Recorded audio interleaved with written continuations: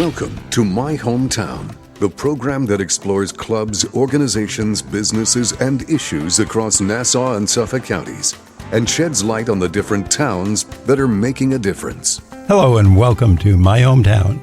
My name is Bill Horan, along with my co-host, Nassau Community College student, Michael DeMarco. Bill, today you are going to meet a high school English teacher from Valley Stream, of course right here in Nassau County, who is also the author of what the Long Island Herald calls wonderfully offbeat and unflinchingly dark tales in Songs for the Visitor Upon Leaving.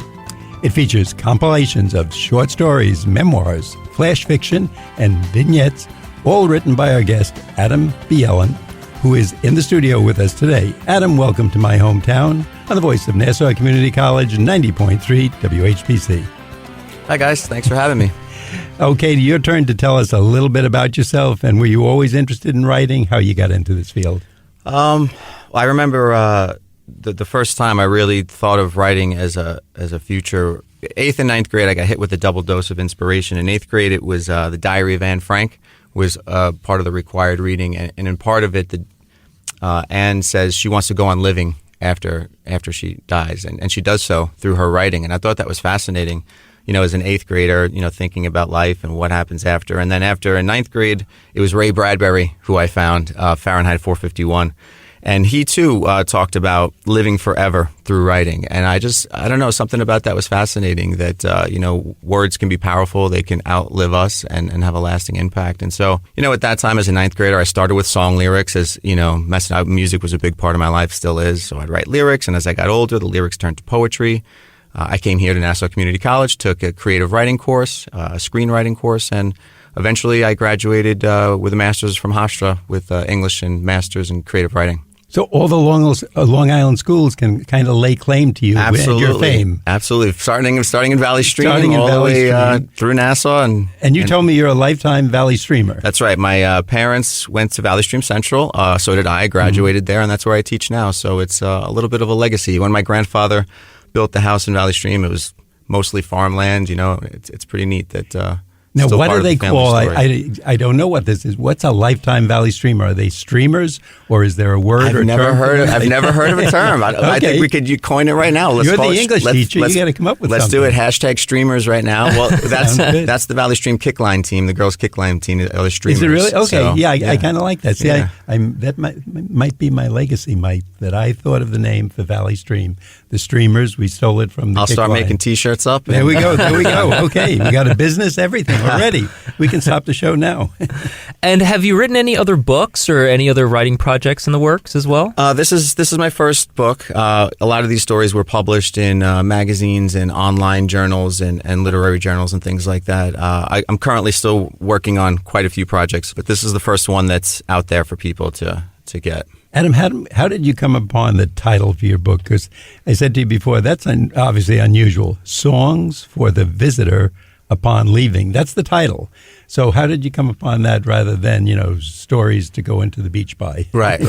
I guess I'm on the sentimental side, and whenever I go someplace, a road trip or a vacation or whatever, I'm a little, sentimental leaving. There's always that little bit of sadness, that the vacation's over. And I was thinking, on our road trips from a little kid up until now, we're always cranking music on the way, who's got the tape deck back in the 80s and 90s and who's playing what music. And we would always be very boisterous and listening to music on the way up, but rarely on the way home with the same thing. It would usually be quiet road trips.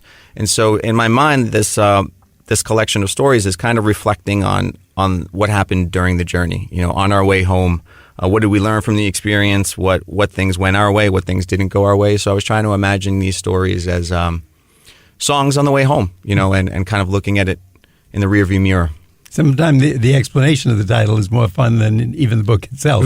Just finding out how you came upon that. Yeah, that was my next question, that it was sort of a mixed tape of stories. And as we can see on the cover, well, the listener can't see it, but there's a cassette tape on the cover. So I assume that connects to the whole mixtape idea. Yeah, like I said, music is such a huge part of my life. And back in the day, now I'm going to date myself, your collection of mixtapes or your sleeve of cassettes that you had in your car identified you as a person. You could walk into someone's car for the first time and see what cassettes they had or what CDs, later on. and really learn a lot about a person based on their collection.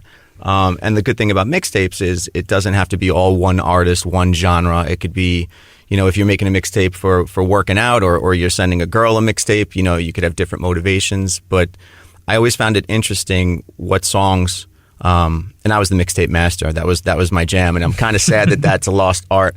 But taking something funny and comical and juxtaposing with something really serious, and what mood that creates. And that's how I felt that these stories worked with each other, because there are some absurd stories in here, purposely absurd stories. There are some sentimental stories, longer works, shorter pieces, and it just reminded me when I was compiling it. It reminded me of putting a mixtape back together in the '90s, back in high school. So it felt like the natural choice for the title and for the theme of the book.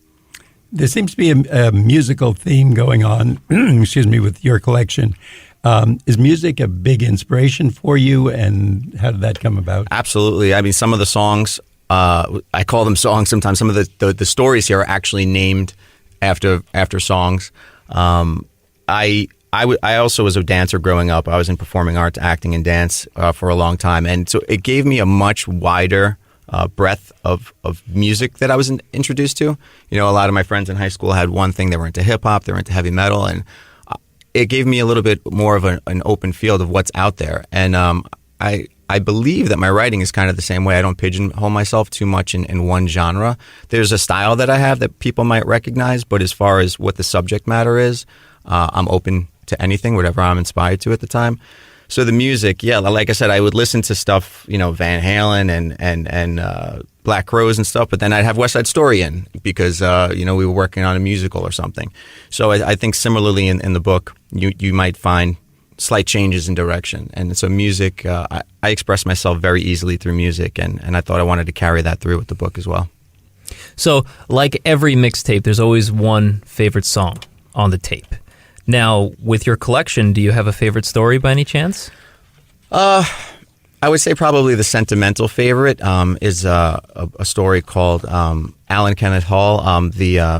And it was the first story that I ever had published, so that was really important to me. And it's kind of strange story. It's part legal document. It's the last will and testament of Alan Kenneth Hall. And so it starts off as a legal document, and then it gets into a list, and then all of a sudden there's poetry interjected in there. And people responded to that. A lot of people who read my writing, they say that was their favorite story. So it's sentimental to me because it was the first one that got published. But I'm really proud of one that I decided to put in there very last minute when I was compiling this and actually finishing the manuscript and sending it off for publication. I was actually in quarantine with COVID. So I was in the basement with my computer, and I had this just what I thought was a stupid idea for a story. It's called Fine Garments. And I was like, you know what? Let me just throw it in the collection. It fits the tone of the rest of everything. But normally I would have other people read it and give me feedback. I was a little nervous, but I said, who knows, when I'm going to do another publication. So I'll put this in there. And so many people have read the book, have come up to me, older people than me, former students who were much younger than me, and they've all said, I really love Fine Garments. And I was really embarrassed to even put it out there because I thought it was a silly little kind of neurotic story that most people would be like, what's he even talking about? And to hear that it resonated with people kind of gave me that confidence to trust my instincts a little more moving forward, that what I think other people might not understand or identify with, that actually they can. So that was an interesting experience. Adam, I'm looking at you and just thinking one of the things I like to do in life when I see somebody is say, what category would I put them in? When I look at you, I'm saying to myself, because you're trim and look athletic, track coach, perhaps a young doctor on the track up because you're a relatively young person. You've been teaching 20 years, I think you said, but that doesn't make you old. A professional in a field, or perhaps a principal or vice principal. But as an author, I expect someone who's a little mysterious, like their shoes don't match, and their hair is blowing the wrong way and they don't know it, or they have jelly on their nose or something. Do authors have to be creative? I mean, you look too normal. That's a compliment. Wow. Too normal to be you might be the author. first person to accuse me of being normal, but so that's Okay. that's I'll take it. Your clothes match. Everything about you seems very proper. It's funny, thinking back to what we were talking about high school and Valley Stream Central, where I teach. I won most individual as my senior. What does that senior mean? superlative? I don't know, but I was gracious to take the award. I got most individual. Like I said, I was a dancer at the time, always trying to be involved in the creative arts. I'm still a choreographer now, acting in community theater and stuff like that. But I am a family guy also. I have 3 daughters, and I have a regular job. So there's that. I found the whole the idea of what it takes to be an author was an interesting topic because I always thought that, am I an author? Am I a writer? Should I tell people I'm a writer? When do you finally feel like a writer? Or am I just this imposter who wants to be a writer as a hobby?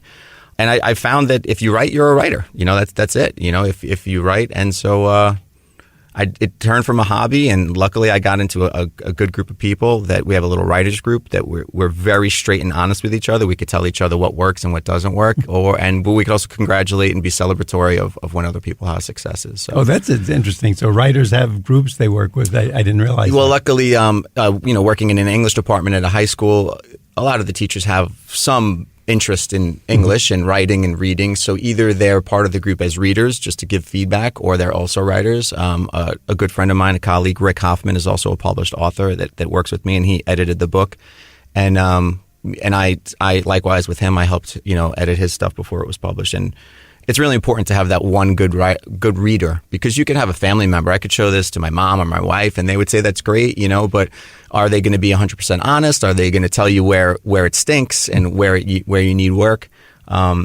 And so it's good to have one good reader that you could trust and that you value their opinion. Not afraid to say it stinks Absolutely. or it's really good. Right. You trust with sometimes I'm like, I love this. It's amazing. You're a good writer. So I'm just going to get to all the garbage that you got to cut out. There you go. And, yeah. Well, being around the right like minds, sets the right tone for the right inspiration. But before we can continue, I just want to add that you are listening to My Hometown on the Voice of Nassau Community College, 90.3 WHPC. My name is Mike DeMarco, along with Bill Horan, and today you are meeting Adam Bjelland, a high school English teacher from Valley Stream who is the author of a new book of short stories called Songs for the Visitor Upon Leaving. What authors do you consider as your inspiration? I know you mentioned a few at the beginning. Yeah, well, so Ray Bradbury is integral for my whole journey. Without meeting Ray Bradbury, I don't know if I would be here. And that led me, of course, to finding, Kurt Vonnegut Jr. and Stephen King and Neil Gaiman, but I don't write like those authors. I tried. I tried, and it was terrible, and it was interesting. It was a struggle, because I'm like, I love this style of writing and this traditional long-form narrative style of writing, and I love reading it. Just I wasn't good at it, and it felt like I was trying to write a Ray Bradbury story. It wasn't until recently, I've been reading Dave Eggers now for a little bit, and then J. Robert Lennon, and those two authors kind of opened the doors. They showed me what writing can be, which is anything, really. I had this idea, this traditional, graduating with a master's in English, and you have this traditional sense of what's literature.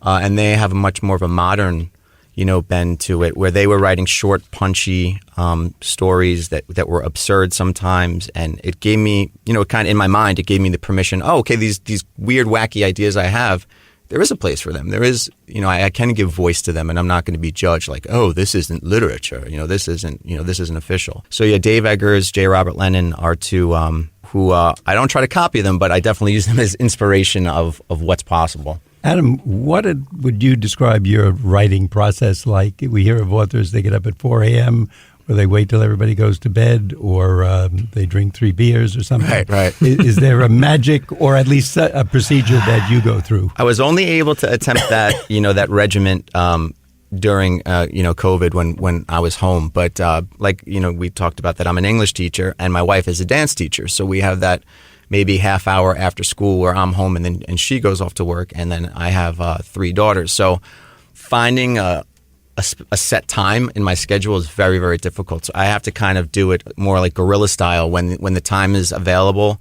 I get these ideas it's almost like voices in my head, not in a crazy way, but these ideas, these characters talking to me, the situations, and when it gets loud enough and itchy enough, I'm like, okay, I got to get this out. This is a story that needs to be told, and I'll just kind of have to set whatever time I have aside late at night or whatever. It's definitely not formulaic. I wish I could. I wish I could say every morning from 8 to 10 is going to be my writing time, but I have family obligations and life. But the one thing for sure in the writing process, and I think this is common with a few authors, is my first draft, I'm just getting it all out. I'm not thinking, I'm not editing. It's a mess. I'm not trying to pick the right perfect word. I'm not worried about, did I switch verb tenses or did I repeat that sentence? Because I can self-edit right into a dark corner and then stop, because I don't know the right answer to a certain question. So I write, I think Ray Bradbury said, write drunk, edit sober, and not that I'm drunk, but that idea of you write without thinking, you just let it all flow. And then I go back in the process and edit. And since these stories are so short, many of them that I wrote, I'll leave the story up on my computer screen, and every time I sit down, I'll remove a sentence or I'll remove a word. It's kind of like pruning like a bonsai tree, And when there's nothing left that I can remove without ruining the story, then I know I'm finished. Then I know I've been as concise and economical with the words. And it's a kind of an exercise in restraint, because sometimes as writers, you want to write this beautiful, luscious sentence. And, well, that sentence really says the same thing that other sentence said. Do you need both of them? Which one's better? Keep the good one, get rid of the other one. And so that's what my process is. When you get inspiration and an idea, I'm just wondering and thinking,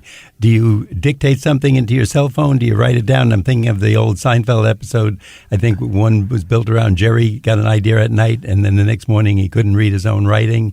Do you ever wake up and write down peanut butter? Thank God for the phones, because I'll pull over sometimes when I'm driving, and either I'll say it into a voice memo or I'll just write it into notes.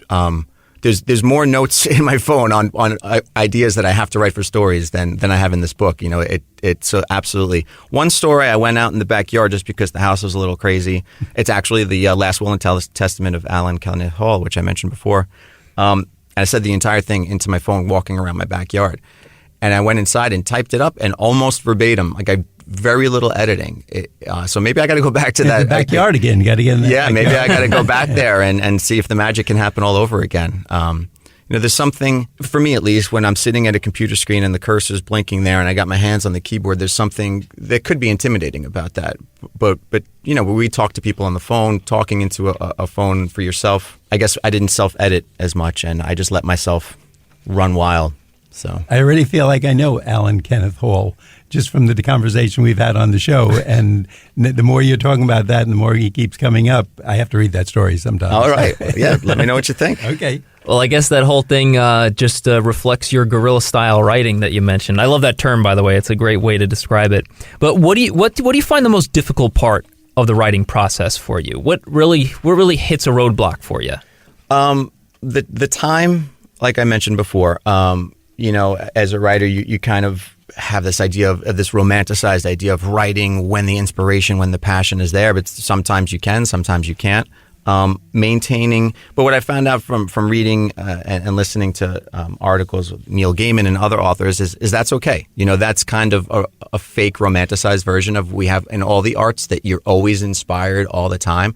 Sometimes you're just going to work. Sometimes it feels like work, and that's okay. You're not a sellout.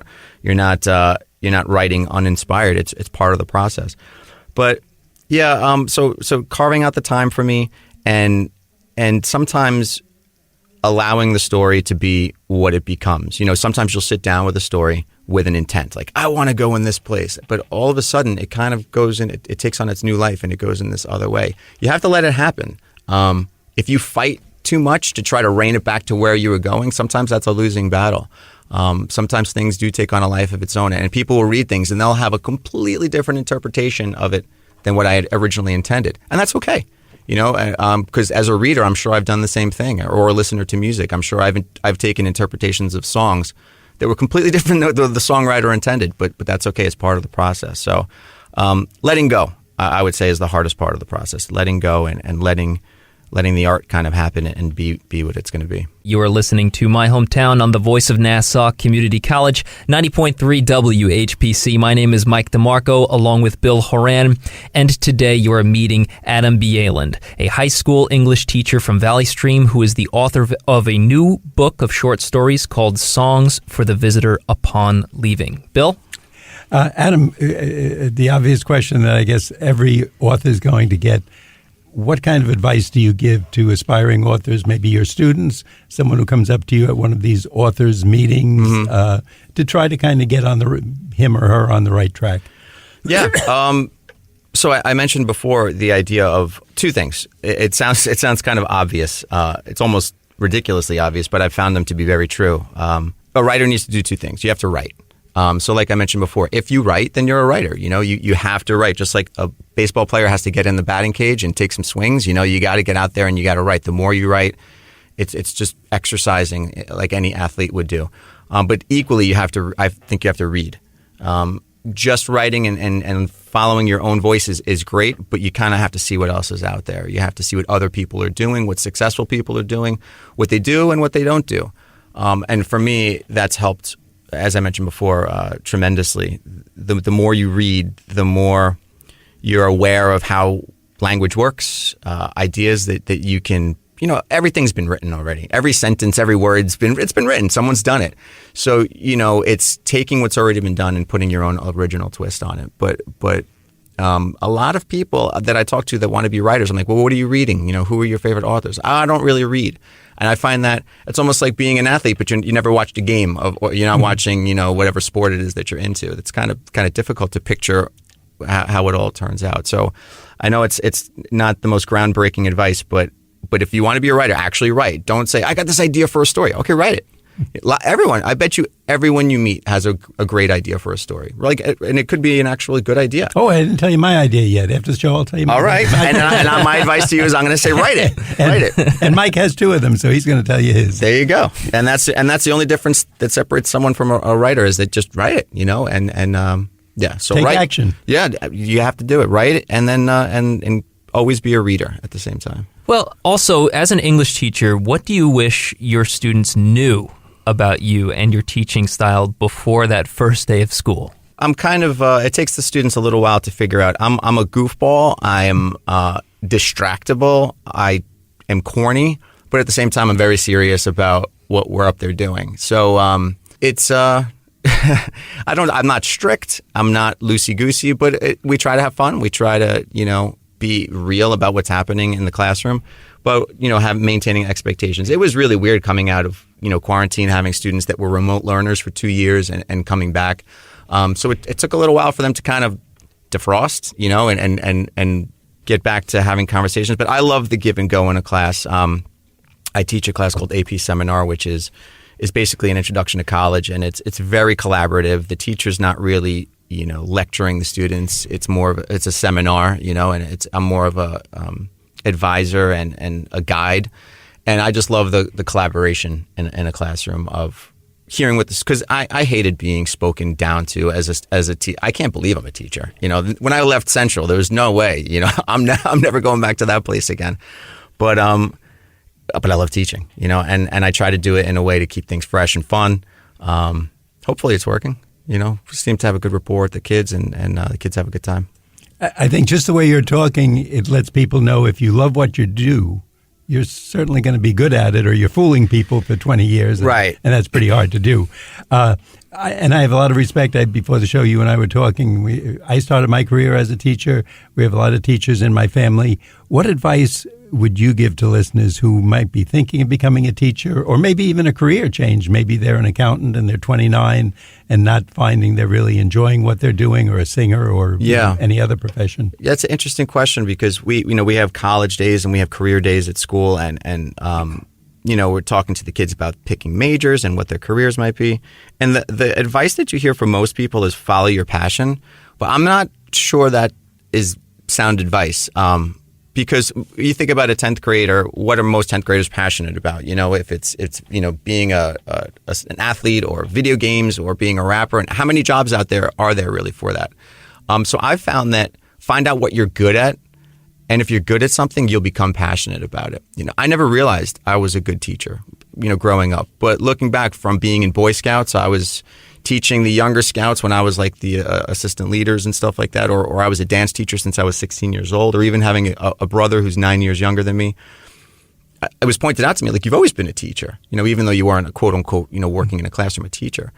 So, I think people know, if you look into your life, do you have that desire to help other people and teach people? And you can see teachers, and especially new teachers come in, you can see who has that just X factor of being a teacher. There's something there. You can have all your ducks in a row and a perfect lesson plan and everything looks good on paper, but there's just that something extra of being in front of the class and having that rapport with the kids and maintaining that balance of we're serious about education, but we're also here and we're human beings at the same time. So, like, I don't know if I answered your question or not, but that idea of finding out what you're good at, and then you will develop a passion. So if people start thinking that they have the passion for teaching, it's the most rewarding experience possible. I never imagined I'd be a teacher, but now doing it 20 years, I can't possibly think of anything else. And there's few careers that affect so many lives as a good teacher, whether it's at kindergarten, first grade, or last year in high school. Absolutely. It's don't get me wrong, it's a trying profession, and it's a profession where sometimes the people you're working for don't want you to do the job that you're supposed to do. Imagine that you asked your plumber to come into your house and then you tried to distract him and not have him do the plumbing work, but that's essentially, hey, Mr. B, tell us another story from when you were here. They don't want you to teach sometimes. So that's interesting. But like you said, the reward of seeing students after they graduate, they reach out to you, they get in contact with you. I had students that read the book. Hey, Mr. B, congratulations on the book. And these students I had 10 years ago and telling me that, these wonderful things. And like you said, it makes it all worthwhile. Now, what is one thing you want to leave our audience when it comes to your writing and your latest collection? Well, I hope if you like an eclectic blend of different styles that you'll check this out. I find it to be, I tried to write about things that I didn't think too many other people, at least that I were reading, were writing about. Everyday things that could have really big meaning. I live in my head a lot, and so sometimes I'll take things that are literal and I'll make them, well, what would happen if we exaggerated that? So, I have 3 daughters, and as I've watched them grow older, sometimes I say, oh, can't you just stay 5 forever? Because they're getting older and they're not that cute little. Of course, I don't mean it, but I say to myself, well, what would that look like? What would that look like if she stayed 5 forever? And so I'll write that story, and there's a story in here called Forever Young, where the man ages, but the daughter stays 5 forever. And what does that look like? So I'm hoping that readers can see a little bit of their own lives in the stories and maybe laugh at ourselves a little bit at how absurd life can be sometimes.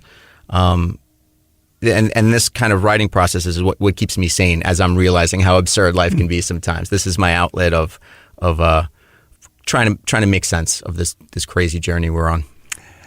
Our guest today has been Adam Bjelland. He is the high school English teacher at Valley Stream High School, and he is the author of a new book, Songs from the Visitor Upon Leaving. Adam, thanks so much for being with us today. Thank you guys for having me. Appreciate it. I'm Bill Horan. I'm here with Mike DeMarco. We thank you for listening to this week's special edition of My Hometown. We like to get your feedback on My Hometown. Send your comments to WHPC@ncc.edu. Nassau Community College, where success starts and continues. Till next time, this is Bill St. James. And remember, there's no town like your hometown.